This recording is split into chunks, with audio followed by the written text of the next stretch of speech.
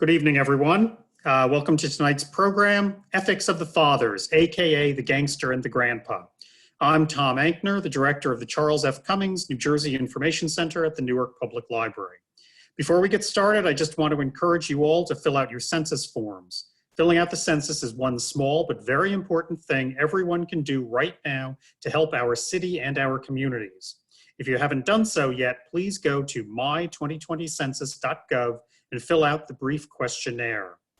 The information you provide affects funding for healthcare, transportation, your local schools, and many other needs. Remember, my2020census.gov. It is safe, secure, and confidential. Tonight, we have something special for you. Jesse Bernstein has developed a funny, touching, thought-provoking one-man show that the Newark Public Library has the honor of sharing with you this evening. Directed by Deborah Bear Moses, Ethics of the Fathers was developed by Theater Ariel, Pennsylvania's only professional theater dedicated to telling stories of the Jewish experience. Jesse's grandfather was the personal physician and good friend of Newark gangster Longies Willman in the 1950s. Jesse uses this relationship to explore his own relationship with his grandfather and his Jewish identity. If you have any questions during the performance, type them into the chat box. Jesse will stay and answer questions later. Now, without further ado, here is Jesse Bernstein performing Ethics of the Fathers, aka the Gangster and the Grandpa. So, beginning in 1950 and continuing for nearly a decade, my grandfather was the doctor to the head of the Jewish mafia in New Jersey. I know, it's pretty cool. You wouldn't look at me and think, hey, I bet that guy's family has mafia ties. And here's the thing, neither would I. I couldn't believe it when I first learned about this. I was about 15 years old and I pushed to know more. But my grandfather was already relatively old by the time I found out about this and probably already suffering from the early stages of the Alzheimer's disease that would take him away from us very slowly from the present to the past. But my grandfather did send me a chapter of his unpublished autobiography.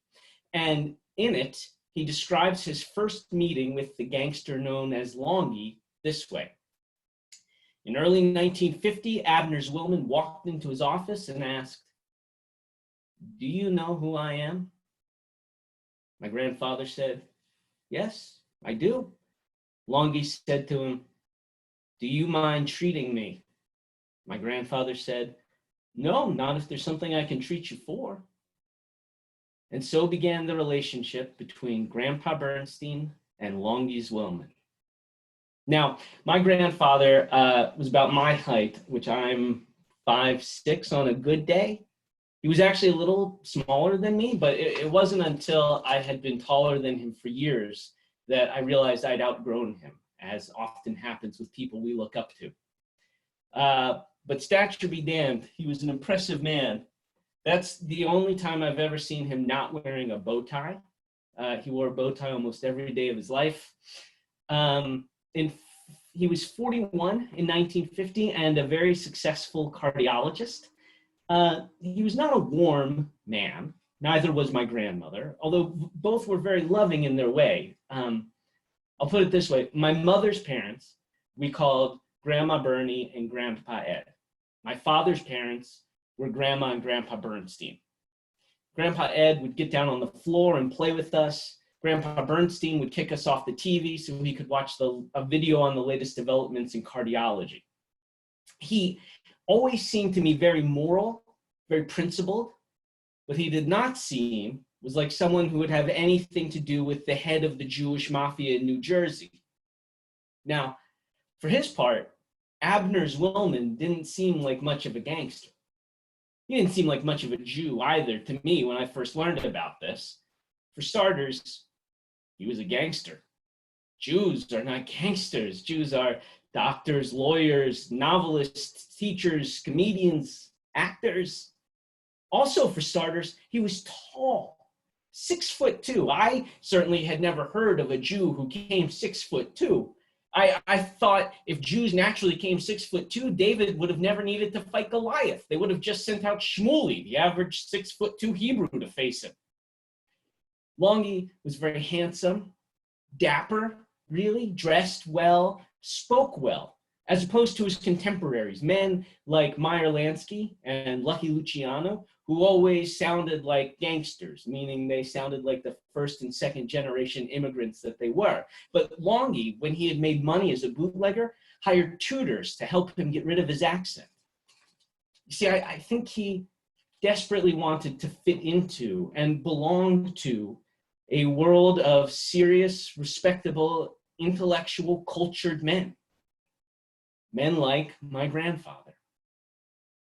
Now, you can imagine when I learned about this, it was catnip for a little Jewish pisher of a pipsqueak like me, trying to sort out what sort of a man he was, or what sort of a man it was possible to be. Tell me more, Grandpa, tell me more. I was 15 when I first learned about this, and it became an obsession. And I didn't really know why until around last year as I approached my 40s myself. And I was having dinner with an artistic director named Frank. And Frank suggests that I do a one-man show about Neil Simon.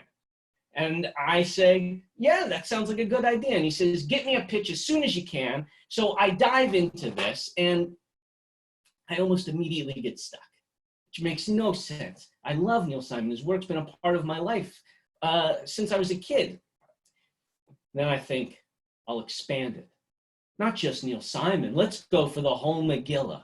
And I'll call it Neil, Philip, Woody, and me. An Ashkenazi fantasia on masculine American Jewish themes. Yeah, I'm going Tony Kushner on this baby, as seen through the writings of Neil Simon, Philip Roth, and Woody Allen. And I dashed off the title, the first part of it anyway, in an email to Frank, and he says, love it, get me a pitch by the end of the week, and I am off to the races. And I dive right in again, and I get stuck again. This is not a problem. Inspiration waits on the bookshelf. So I go to pull some Philip Roth books off the shelf, and I find the chapter about Longy that my grandfather wrote.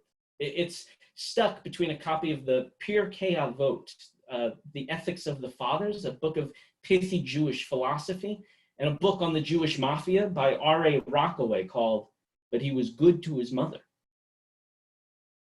You know, I could always take or leave movies like The Godfather, Goodfellas, whatever. But Longy's Willman. Longy was my kind of gangster. I felt like I got him, I understood him, and I certainly romanticized him. Not just because he was a Jewish gangster, but because to me, he was the pinnacle of Jewish gangsterism. The Abraham of the underworld, the Isaac of the rackets, the Moses of the mobs, a Jew who wasn't just tough, but who was smart. A wise guy, a rabbinical bruiser. And I begin to think, wait a minute, am I exploring the wrong Jews? See, something's firing in my veins now, and I still haven't picked up the Philip Roth book. That was my whole reason for coming over here. Pick up Portnoy's Complaint, Jesse. Pick up Portnoy's Complaint, I'm telling myself, but I don't. I grab the Pirkei Avot, and in it I read, make thy home a meeting place for the wise. Drink deeply of their words. You see, Longy had come to my grandfather because he was having chest pains. He's 46 at the time. So my grandfather examines him and diagnoses him with angina pectoris, which is chest pains. Now, Longy's pain is chronic, and there's no pills for it in 1950. The treatment is you get a shot of morphine, and during the half hour or so that it takes for that to kick in, oxygen is also usually administered. So my grandfather does this, and it works, and Longy feels better than he has in years. And thus, he becomes my grandfather's patient for the next 9 years. Now, picture them there. Sometimes the treatments happen at my grandfather's office, sometimes at Longy's house. Make thy home a meeting place for the wise. And you know what they do when they get together for those half hours of treatments? Well, they're Jews, they talk, but they don't just talk. See, Longy is an intellectual, well-rounded, well-read, along with hiring tutors to help him get rid of his accent. He hired tutors to teach him everything he didn't learn in school or college. He can talk about anything. And it is a Bernstein family tradition to be able to speak with authority about everything. Picture them there, my grandfather and Longy. discussing and debating and exploring every topic under the sun. It's a match of intellects not seen since Hillel and Shammai. And they talk about family. Longy has a stepson and a beautiful daughter. My grandfather has my father, my uncle, and my 2 aunts. They talk baseball. And if one loves the Dodgers and one the Yankees, well, nobody's perfect. Drink deeply of their words. There is not a dull moment in any of those 9 years of half hours. And they become friends. My grandfather comes to call Mr. Abner Zwillman by his preferred nickname, Abe. And Longy invites my grandfather and my grandmother out to dine with him and his wife. When they see each other around Newark or the affluent suburbs of Short Hills where my grandfather lived and the even affluenter West Orange where Longy lived, they stop and say hello, getting hot dogs at Sid's or pizza burgers at Don's. And the FBI is out in the parking lot wondering who the hell the short guy in the bow tie is, talking to the likes of Longy Zwillman and Big Sue Katz and Putty Hincus. And when my grandfather and my grandmother go out of town, Longy asks them where to, and my grandfather tells them. And when they land, there's a car waiting at the airport to take them to a hotel where their rooms have been upgraded and reservations made at the nicest restaurant in town. One time, my grandfather is visiting Longy and Longy asks him, do you like Italian food? My grandfather says, sure, who doesn't like Italian food? Longy says, there's a new restaurant opening up tonight. Why don't you come? And don't bring your wife. My grandfather goes, he has a lovely time, meets some interesting people, all men, has some good food. Eventually it's getting late, he decides to go home. Next morning, he opens the Star Ledger. The headline says, Mobs make peace at opening of Italian restaurant. Now, it's things like that, perhaps, that inspired the Rebbe's and the Pirkei Avot to warn, distance yourself from a bad neighbor. Cleave not to a wicked person.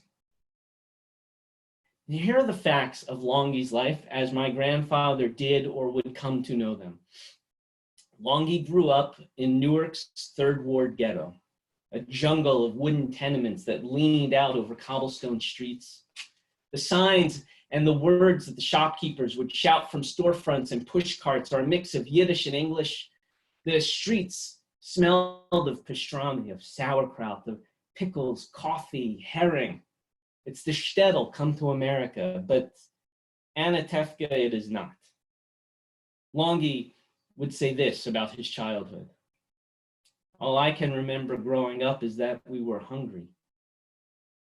When his father drops dead of a stroke, Longy drops out of 7th grade to take up his father's fruit pushcart route. Now, he's already got a head for business, and he starts running numbers on the side. And the bored housewives just outside of Newark City proper are particularly keen to place bets with the handsome young guy. It's a schlep, but it's worth it. He does well enough to buy himself a truck.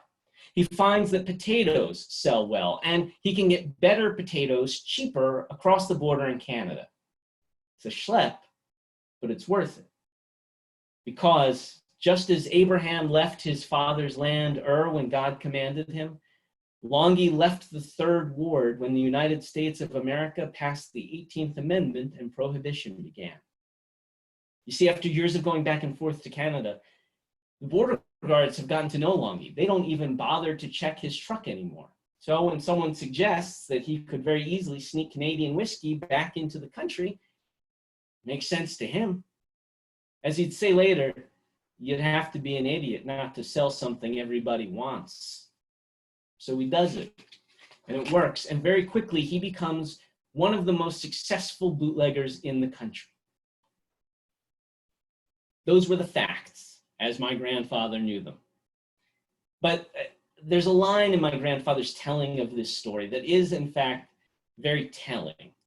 He says, so this is how he became a bootlegger and became involved with all of the other problems that were associated with bootlegging in those days. All the other problems, Grandpa? Distance yourself from a bad neighbor, Grandpa. He never pressed Longy for more details because they weren't his business. Cleave not to a wicked person, Grandpa. Did he not know about the pimp Longy beat within an inch of his life because the man owed him money? Did he know about the time Longy shot the balls off a guy who had crossed him? Did he know that Longy had been part of the Big Six, a syndicate of organized crime whose enforcement wing was called, this is true, Murder Inc., and that as a member of the Big Six, Longy probably voted or advised on hits and killings and beatings that Murder Inc. carried out? My grandfather was a man of high ideals, high moral standards. So how is it that this man became his friend? I asked my grandmother about it once. My grandfather's Alzheimer's at this point was too far along for me to go and visit him. And she said to me, he was a nice man.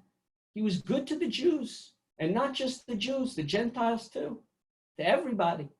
He was very generous. Plus, he could pay his bill. Oh, he could pay his bill and more. For the generosity of Longy is legendary. It's said in the Pirkei Avot, he who commits one good deed acquires for himself a defending angel. He who commits one transgression acquires for himself one accusing angel. Longy's lieutenant said that Thanksgiving cost him $10,000 and Christmas $15,000. His family and friends would try to keep him away from the newspapers because if he read about a family that had been burned out of their home, he would demand that they be set up on his dime in a new place with all new furniture. There wasn't a soup kitchen, synagogue, hospital, library, church, homeless shelter, public works, theater, museum in North Jersey that had not been touched by Longy's largesse. Someone once asked a priest who ran a soup kitchen that Longy donated to a question similar to the one I'd asked my grandmother. He said, Father, don't you know that that money is tainted? To which the priest replied, but $50,000 of that money is blessed. So was that it? Did Longy's admittedly quite impressive philanthropy outweigh everything else in the eyes of my grandfather? Now, my grandfather knew what it was to grow up, if not poor, not well off. His father raised him a world away from the Third Ward, but just a few miles away in the North Ward. And my great-grandfather, my grandfather's father, had inherited a dry goods store. And he inherited it and promptly drove it into the ground. He would buy an $8 rug because he thought his customers would like it. And they did, but none of his customers could afford an $8 rug, so he would sell it to them for $6. So my grandfather was on his own if he was going to get out of the North Ward. He put himself through college doing all kinds of odd jobs. And he goes to University of Pennsylvania undergrad, then gets to interview for Penn Medical School. And the dean tells my grandfather that he's not getting in because they've already accepted their quota of Jews for the year. They take 10 Jews, 10 Catholics, and the rest are Protestant. Well, my grandfather argues with the dean about it. And the guy says to him, why is it all these Jewish mothers want their sons to be doctors? To which my grandfather replied, my mother wants me to be a rabbi. My father wants me to be a cantor. I want to be a doctor. And he storms out of the room and he goes to see the head of the Penn Med Alumni Association in Newark, who is not Jewish, but who takes one look at my grandfather's transcripts, picks up the phone, calls the dean and says, if you ever want to see another dime from this alumni association again, you're going to let this guy in. I didn't have grades this good. And thus, my grandfather broke the quota at Penn Med. And ultimately, just as Longy moved out of the Third Ward to a palatial home in West Orange, my grandfather ultimately left the North Ward behind for a house in Short Hills that when my father first brought my mother to see it, she said, holy crap, that's a mansion, and which was situated down the street from a country club that didn't allow Jews. But you see, I didn't really know any of that back before I was 15. I hadn't yet seen my grandfather's full unpublished autobiography, and I wouldn't until after his death. None of the things he'd achieved were apparent to me from the serious little old man that I knew. It's one of the cruelties of life, right? That you don't realize there are people you want to get to know until it's too late. From the time I was 15, I had about 3 years to get to know what I could about my grandfather before the Alzheimer's started taking him back to a time before me. But I was busy being an adolescent. And then from the time I was 18 until the time I stopped going to see him because he didn't know who I was anymore, which was around when I was 22 or 23, he and I would basically have the same conversation over and over again. It goes like this. Hi, Grandpa. How are you? I'm good.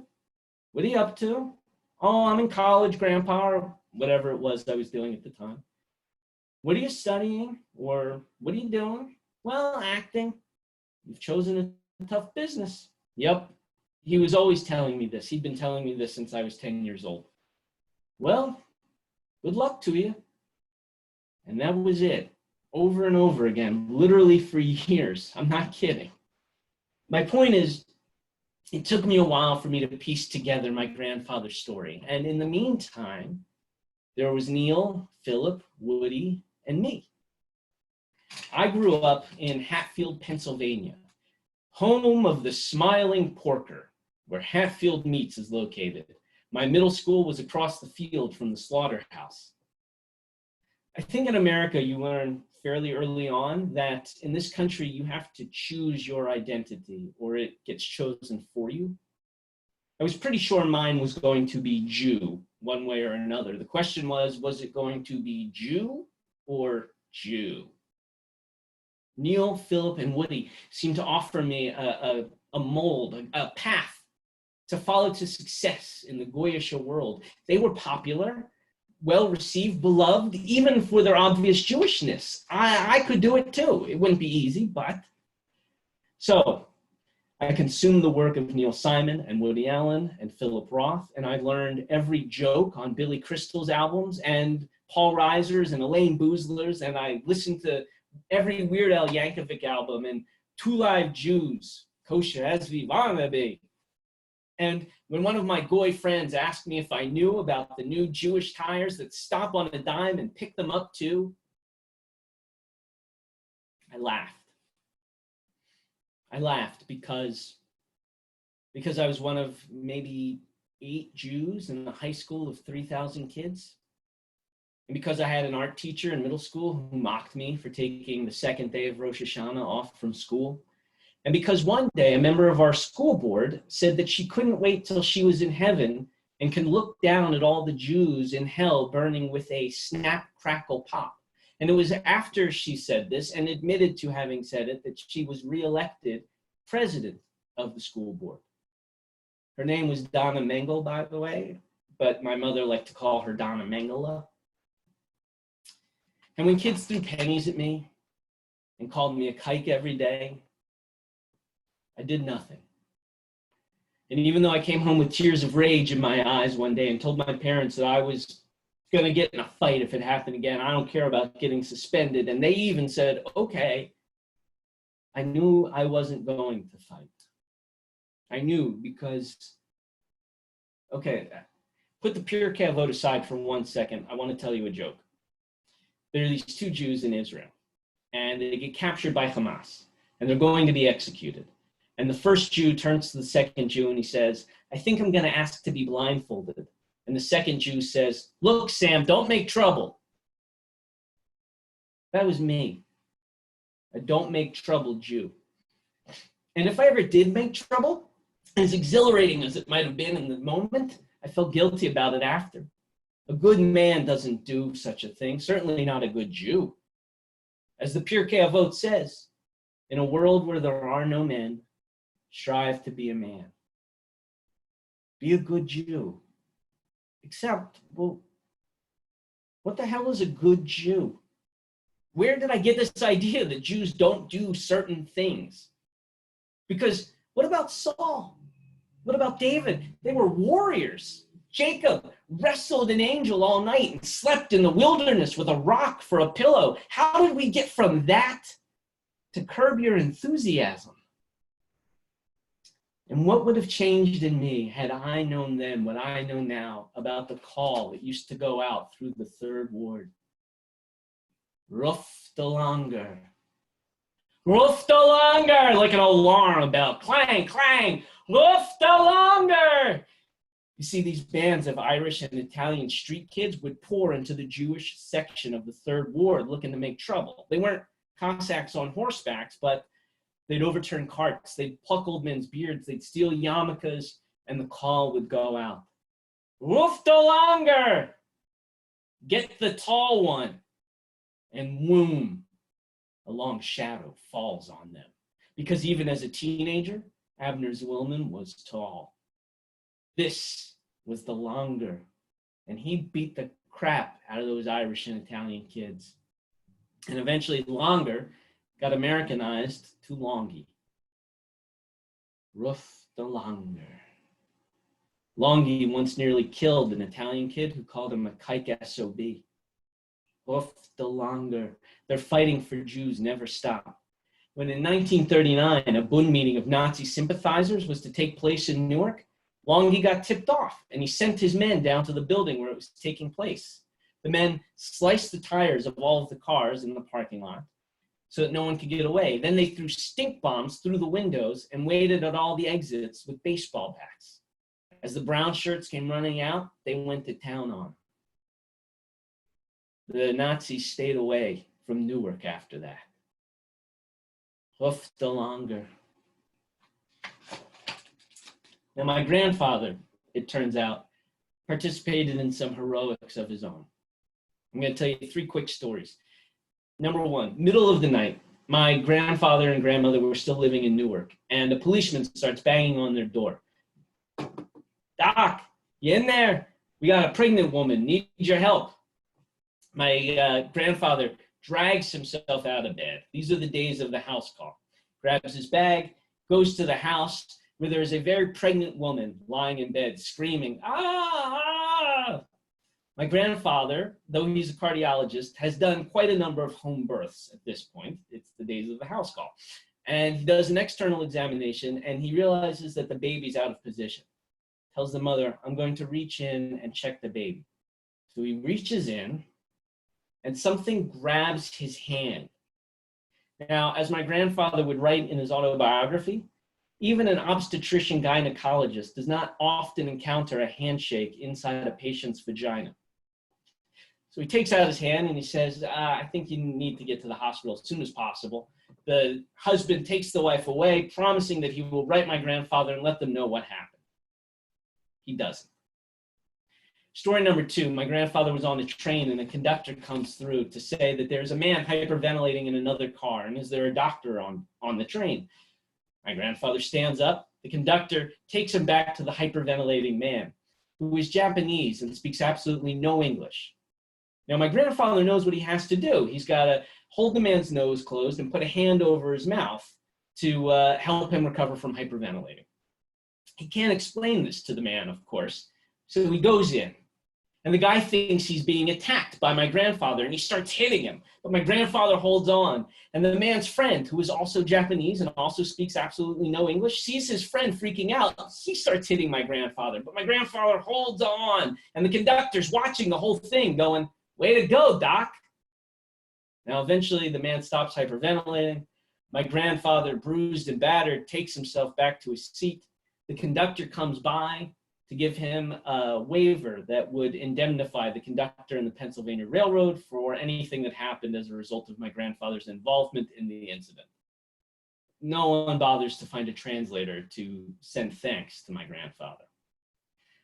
Number 3, up in an airplane, high in the sky, when a stewardess comes on and says that there's an ill man on the plane, is there a doctor?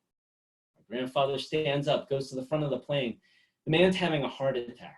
My grandfather actually has to get his heart going again, at which point he tells the stewardess they need to divert the plane and land as soon as possible. The plane diverts. Between the time that my grandfather starts taking care of him and the plane lands, he revives the man 3 more times. Finally, they land. An EMT shows up. They whisk the man away. The man's wife promises to write my grandfather, let them know how it all turns out.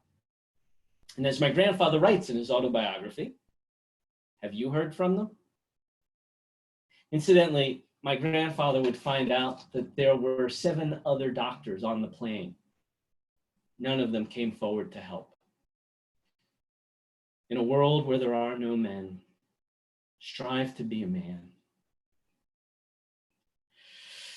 I still haven't grabbed Portnoy's Complaint off the bookshelf, or the Neil Simon autobiographies, or the Woody Allen screenplay collection, and there's an email sitting in my inbox from Frank, subject, show pitch, and I can see in the little, preview window, about to pick season, wondering if I need to get to work. So, to the computer, open a new document, type in the title, Neil Philip Woody. And I stop because I'm thinking about you. I'm thinking of being here and in front of an audience. And I'm thinking of the moment in the Bible when God would call to the patriarchs, and they would always answer by saying, Hineni, here I am. I'm thinking of standing in front of you and offering Neil, Philip, Woody, and me as my Hineni, my here I am, and it doesn't sit right. We are taught in the world to come, you will not be asked why you were not more like Moses, but why you are not more like yourself. But with my fingers hovering over the keyboard now, I'm afraid, very afraid, that actually what I'm going to be asked is, why were you so much like a Neil Simon character? Why were you so much like a Philip Roth one, like a Woody Allen one? And I'm also thinking, why wasn't I more like Longy Zwillman? Why wasn't I more like Grandpa Bernstein? I can't move my fingers across the keyboard. I'm stuck. Hineni, here I am, really? And this strange sense of writer's block comes with another line from the Pirkei Avot. Know what is above thee, a seeing eye, a hearing ear, and all thy deeds written in a book. Now, speaking of books, Longy Zwillman is hard to find in books about the mafia, Jewish or otherwise. He flew under the radar. That was his whole MO. So there was every reason to believe in 1951 that Estes Kefauver's Senate Committee on Crime and Interstate Commerce, which was a fancy name for an investigation into the mafia, would come and go without his ever having to testify. But then a weak, corrupt, disgraced former New York City mayor named William O'Dwyer, who incidentally had helped organize the first Israeli Day Parade, was called before the committee, and he gave up the names of the syndicate, the Big Six, the men who ran or had run organized crime in America. Meyer Lansky, Lucky Luciano, Ben Bugsy Siegel, now deceased, Joe Adonis, Frank Costello, and Abner Longy Zwillman. No one on the Senate knew who the hell that was, but now a subpoena goes out for him to appear before the Kefauver Committee. My grandfather watches Longy's hearing on TV.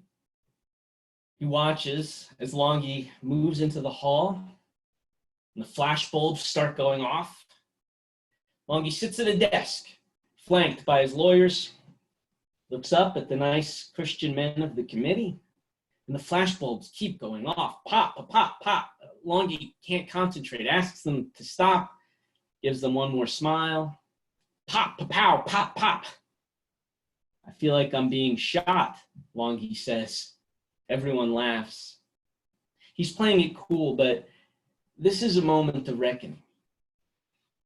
What is the right path for a man to choose for himself? The Pirkei Avot wonders. Does Longy, as the hearing begins, wonder about the path he has chosen? Is it on his mind as some senator is asking him if it's true that he's the Al Capone of New Jersey? That is a myth, Senator, that has been developing for a good number of years. I am not that. I never intend to be. I never strived to be, and I am just trying to make a living for myself and for my family. But these rumors go around. They accuse me of owning places. I walk into a restaurant and I own the restaurant. I walk into a hotel and I own the hotel. I get a shoe shine twice and I own the boot black as well. A senator retorts, well, that is the price of greatness. Longy smiles. But he's got to be thinking, you smug son of a bitch. He's got to be thinking, I wouldn't be a successful cops and corrupt politicians. Men like you helped get me where I am. Now you have the gall to tear me down. I made a man president. Oh, yeah, he did. See, in 1932, Longy and the rest of the Big Six went into the Democratic National Convention in Chicago. The political atmosphere of the country was such that everyone knew whoever the Democratic nominee was would win. And the New York delegation to the convention would be the deciding vote in picking the nominee. The Big Six controlled the New York delegation. They made the candidates an offer, the nomination in exchange for the government leaving them alone to do their business. One candidate agreed to make a deal. And in a hotel restaurant, Longy Zwillman met with a representative from the campaign of Franklin Delano Roosevelt to seal the deal. Miracle of miracles, FDR got the nomination. Now, incidentally, my grandmother told a slightly different version of this story. She said that Longy and the others wanted FDR to win because they thought he would be good for the Jews in Europe. Either way, Longy and the Big Six didn't get what they wanted. FDR won, but he wasn't so great for the Jews in Europe. And after securing the nomination, he unleashed the local governments on the Big Six. The senators now start pressing him on people he might have known. They ask him about the members of the Big Six. Does he know them? Longy knows them. Longy got them to stop killing each other. Longy showed them how to protect their investments. See, he was smarter than the other bootleggers, and he saw how competition was eating into their profits and their men. He made his pitch at a meeting in Atlantic City. Divide the East Coast up into territories and create a monopoly that would share all the profits equally. By working together, they would ensure that their money was directed not toward competition, but toward the benefit of all. And so the syndicate was born, and organized crime in America organized itself. Another senator brings up Murder, Inc., the syndicate's enforcement wing. Now, when I first learned about the Jewish mafia and how closely they were tied to the Italian mafia, I always thought, well, sure, the Jews were the brains and the Italian were the brawn. In fact, you ask anyone about the Jewish mafia who's not very familiar with it, and that's what they assume too. Except Murder, Inc. was run by Jews. Louis Lepke Buchalter was at the head. And some of its best hitmen were Jews. They're pressing him on that now, the senators. Was Longy ever questioned in relation to Lepke's arrest a few years ago and the trial that surrounded Murder, Inc.? I don't recall any mention of any Murder, Inc. What is the right path for a man to choose? A senator asks, since Prohibition days, you claim you have gone legitimate in your business. I have been trying, Mr. Senator, trying hard. What about your children? The senator asks. What are you raising them to be? What is the right path for a man to choose? They will never be like this, Senator. Why is that? If there be bootlegging tomorrow, they won't be in it. Why do you say that? Let's get that. Why? Longy thinks of the stepson that he adores but never officially adopted because of a fear that is being realized now with his biological daughter. See, she's a very gifted artist, and she's applying to art schools and being rejected because of her name, Zwillman. None of the schools want to be associated with it. He looks up at the senator. Because I'm paying for it now. What is the right path for a man to choose? The Pirkei Avot says, that which is harmonious for mankind. Longy gives 2 hours of testimony, during which he pleads the Fifth Amendment 5 times. Finally, Estes Kefauver says, let's conclude for the day.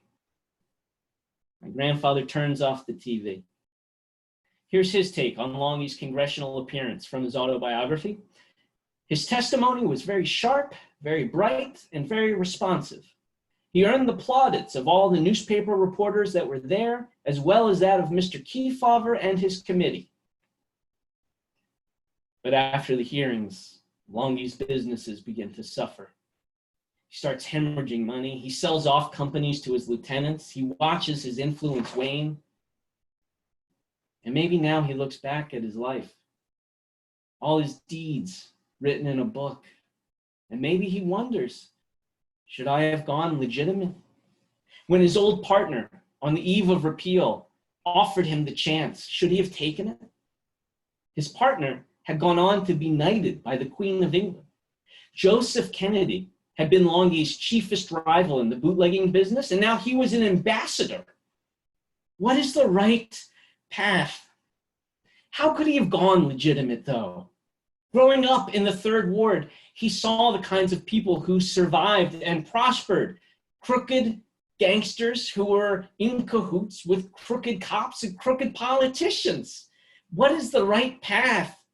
Through his criminal activities, he made millions and millions of dollars, gained unprecedented amounts of influence that he'd used to help his family, to help hundreds, thousands, maybe tens of thousands of people in New Jersey, in the country, in the world. What is the right path for a man to choose? That which is harmonious for mankind. And the Pirkei Avot goes on to say, harmonious for himself. And I start to see that Longy is a Moses, doomed to be denied entry to the promised land.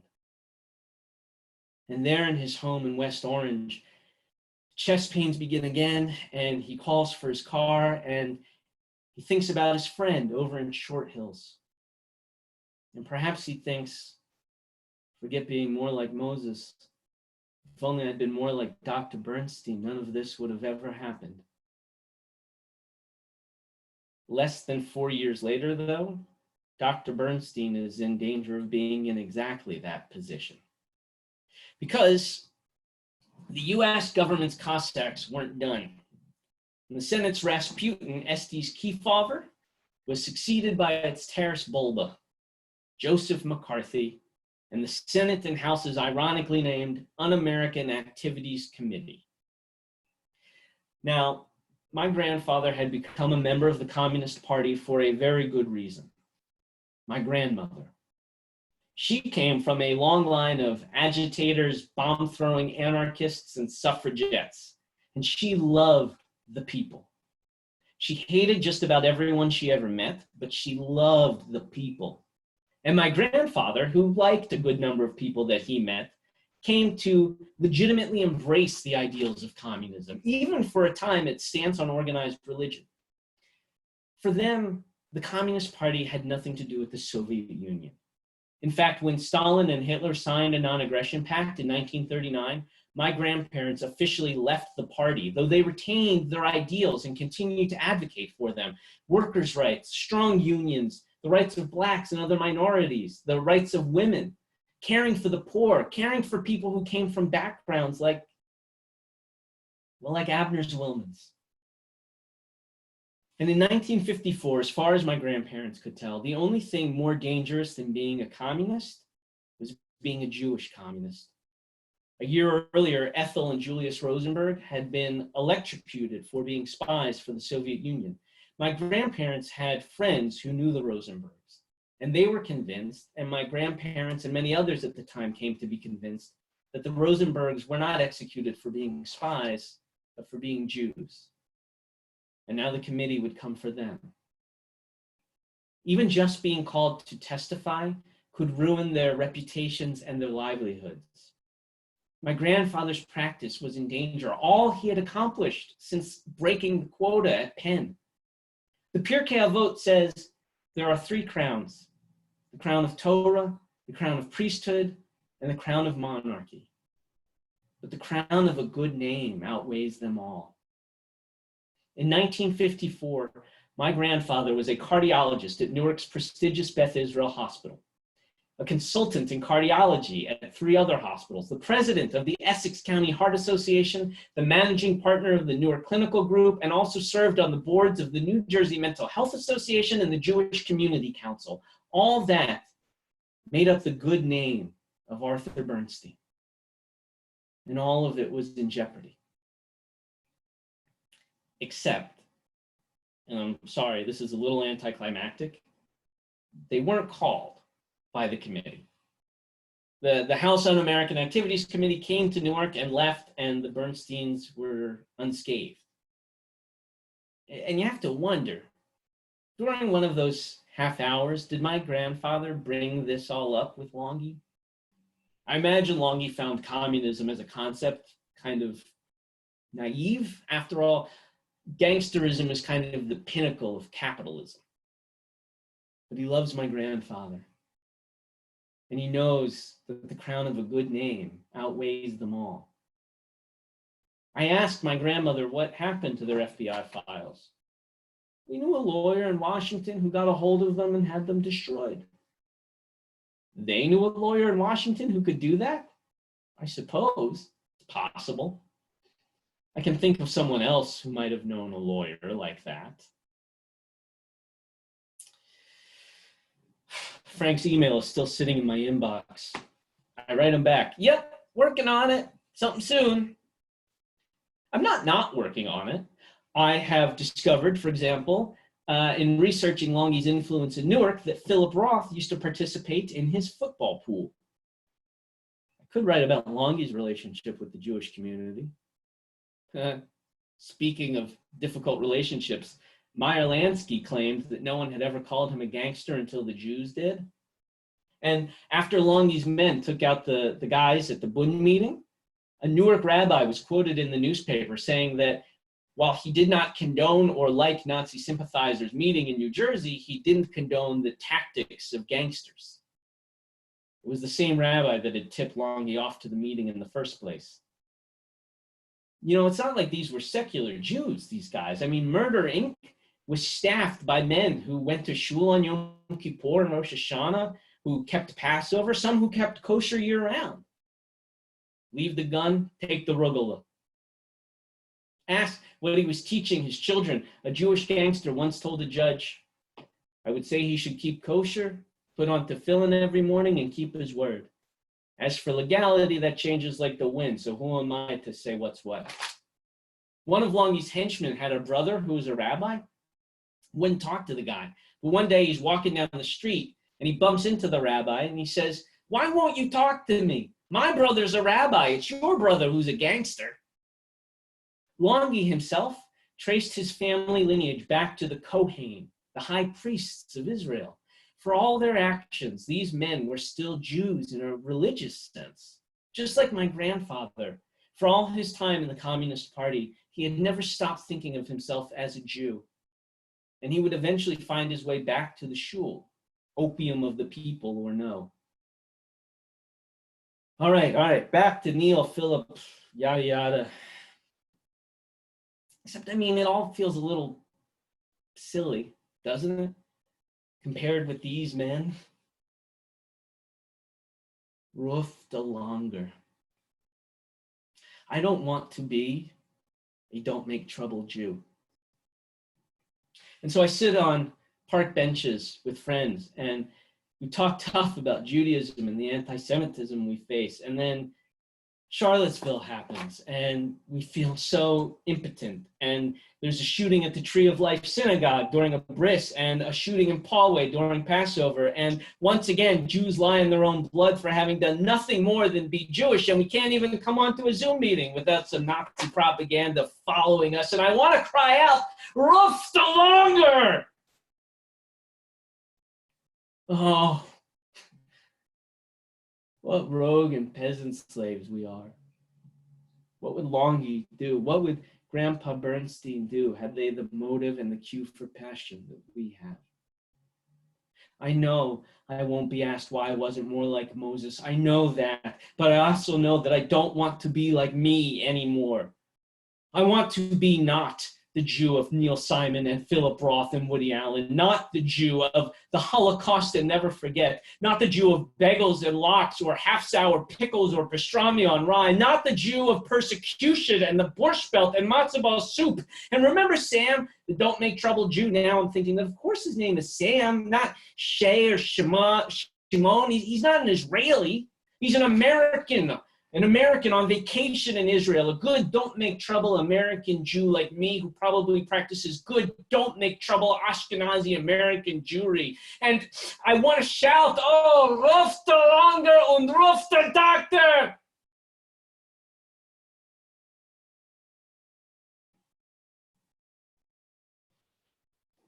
In 1959, after an absence of some time, der Langer roofs the doctor.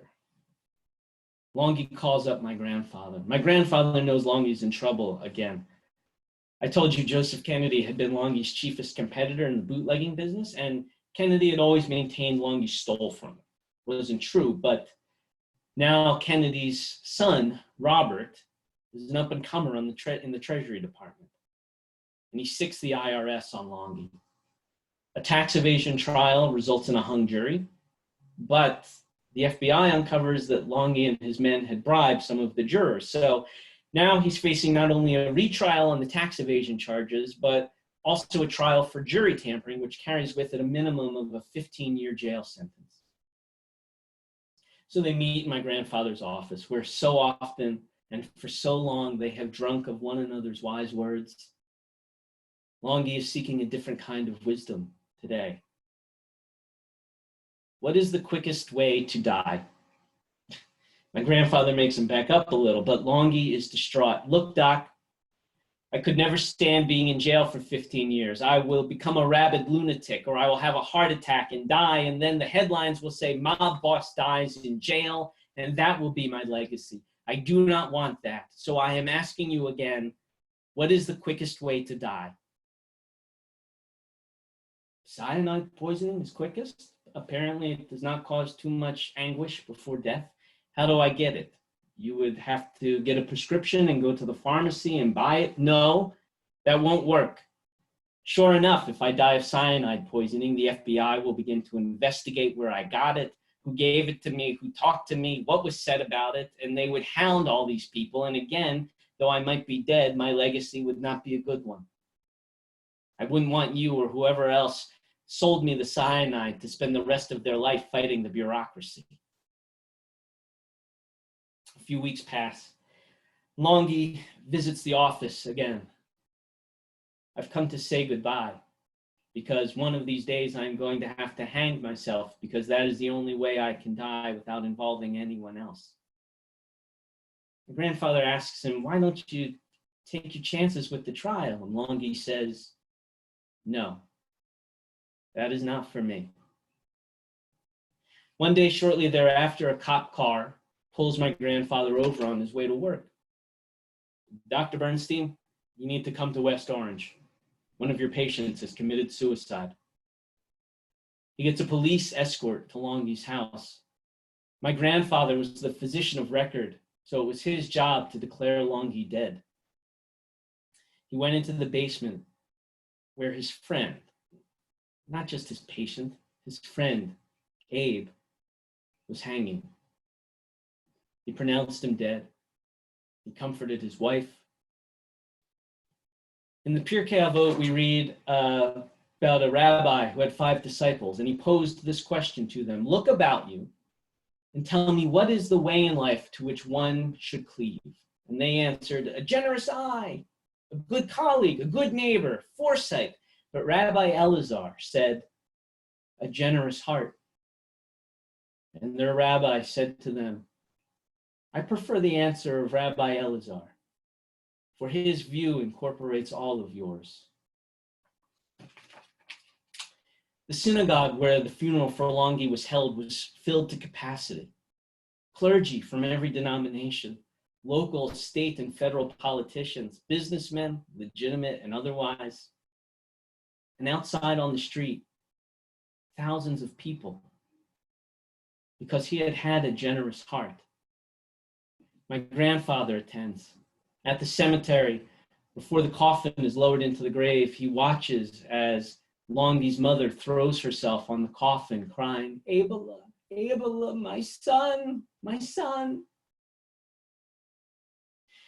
My grandfather writes near the end of his autobiography, "They say a doctor becomes accustomed to death, and that calluses begin encrusting his soul. To which I say, bullshit." I've come to believe my grandfather was in a war with death. He hated it passionately. He felt that it would always be, as he wrote, an unfair fight. Death would always win in the end. But before he died, he and I would have what I call our last real conversation. It was 1997, and I was at my brother's wedding. I was on Grandpa Bernstein duty, sitting with him while my grandmother was having her picture taken. And the conversation went the way all of our conversations went at that time in our lives, the same way it had already gone 3 times that morning. "How are you?" "I'm well, Grandpa." "What are you up to?" "Well, I'm in college." "What are you studying?" "Well, acting." "You've chosen a tough business." "Yup." "Well, good luck to you."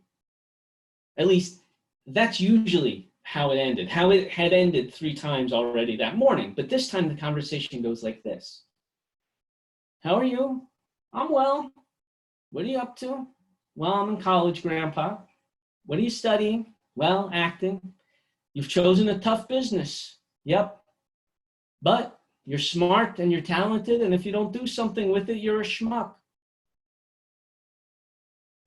I didn't know what to say. I think I kind of just mumbled, "Okay." My grandfather died in 2004, and he was wrapped in a white shroud and placed in a simple wooden box and buried. There was a small graveside ceremony for him, basically immediate family. I'd like to take one more deviation from the pure chaos vote, if I may, for some Shakespeare. "He was a man, take him for all in all. I shall not look upon his like again." Frank emails me one more time. He's picked the season, hopes I'm still working on the project. Maybe we can talk about it for next year. But I know that Neil, Philip, Woody, and me is as dead as if Murder Inc. had taken out a hit on it. I can't write it, not without feeling like a schmuck. The nail in the coffin was a dream I had. Okay, I'm a rabbi, which is the first thing I ever wanted to be. And I'm standing on a bema, and I've got the Torah there, and I unroll it. But the text isn't the Bible. It's Neil Simon, the strips of the B&B trilogy. So I grab a Talmud, and I open it. But the Mishnah is just Portnoy's complaint, and the Gemara is a transcript of Woody Allen's stand-up. And I look up to apologize to this congregation. But in this whole huge synagogue, there are only 2 people, Abner Zwillman and my grandfather. And Longy has a copy of the Pirkei Avot, and he's kind of flipping through it, looking anxious. And my grandfather is holding a picture of me as a bar mitzvah. And then this shofar sounds far off. And my grandfather and Longy both look up, and they say, "Hineni."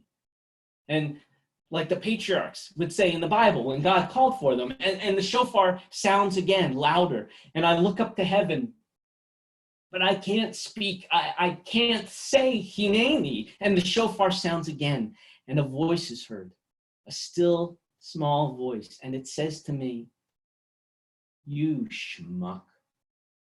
And I wake up. I told you about Longy as Moses, denied entry to the promised land for his crimes. But there is another interpretation of Moses and why he wasn't allowed into the promised land. You see, after the incident with the golden calf, God decides that he wants only a generation of truly free people to enter the promised land. So he has them wander in the desert for 40 years until the generation that had been slaves dies off. Moses had been born a slave in Egypt.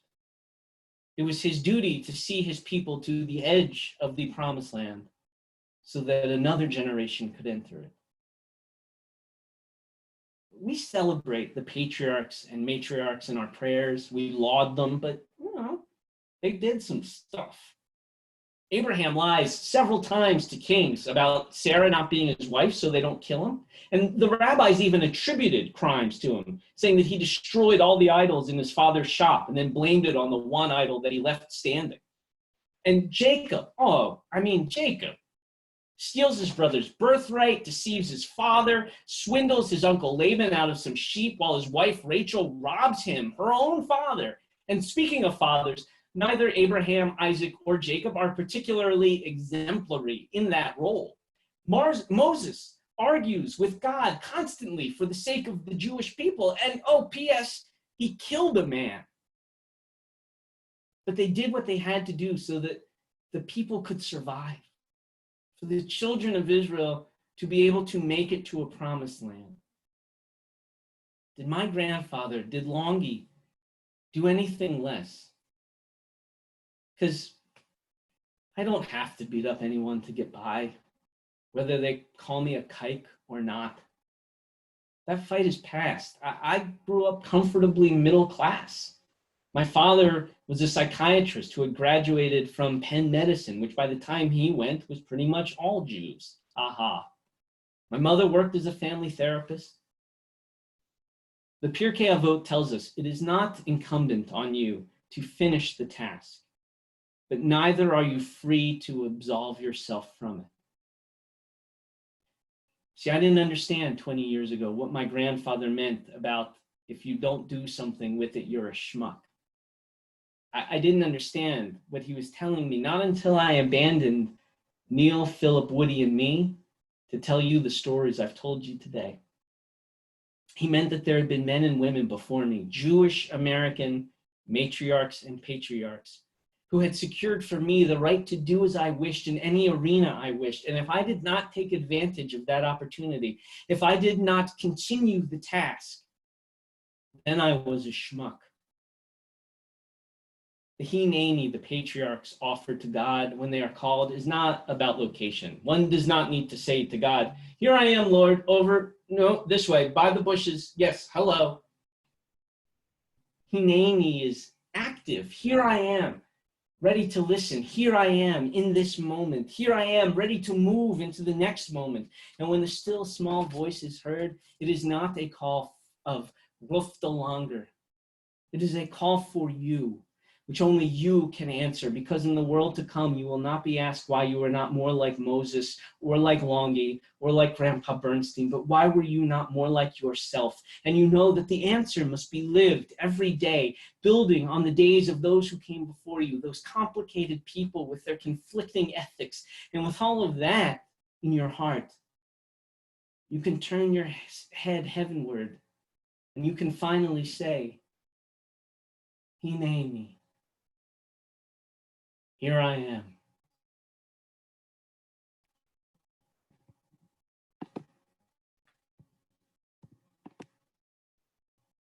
Thank you very much, everybody.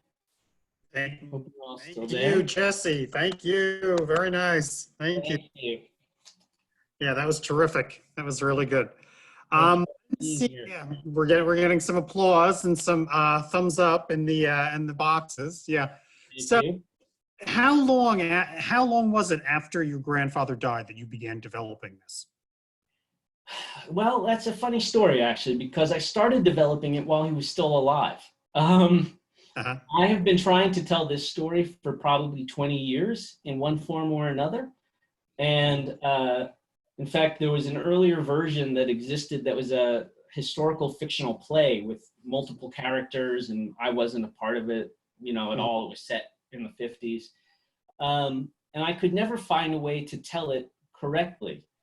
And I was working on a one-person show about Neil Simon that I had expanded. And I was having coffee with Deborah Bear Moses, who ran Theater Ariel here. We were talking about a different project, and she said, well, do you have anything else that you're working on? And I said, I've had this idea about a one-man show about my grandfather and his friendship with this Jewish gangster. And this was August, I think, or October of one year. And she said, oh, great. Can you have it ready by February? And I said, sure. So 6 months or 20 years, depending on how you look at it. Okay. All right. So we're getting some comments here in the chat box. Standing ovation, someone said. Very well done, someone else said. So we're getting, and we got even a historical question about Longy's Willman's funeral. Apparently, yeah, was at the B'nai Abraham in Newark. So if you were in Yes, it Newark, was. something.